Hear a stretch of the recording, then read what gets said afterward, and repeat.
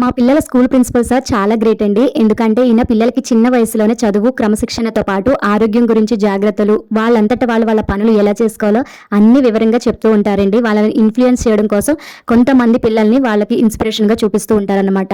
ఉదాహరణకి నిన్నటి నుంచే పిల్లలందరికీ హాఫ్ డే స్టార్ట్ చేశారు కదండి. సో దీనివల్ల ఏంటంటే వాళ్ళు నార్మల్ డేస్లో కంటే కూడా ఈ టైంలోని బాగా త్వరగానే లెగాలి, త్వరగానే అన్ని రెడీ చేసేసుకొని బ్రేక్ఫాస్ట్ కూడా కంప్లీట్ చేయాలి. నార్మల్ డేస్లో టైం ఎక్కువ ఉన్న టిఫిన్ చేయరు. అలాంటిది ఇంకా ఎంత ఎర్లీగా టిఫిన్స్ ఏం చేస్తుంటారు చెప్పండి.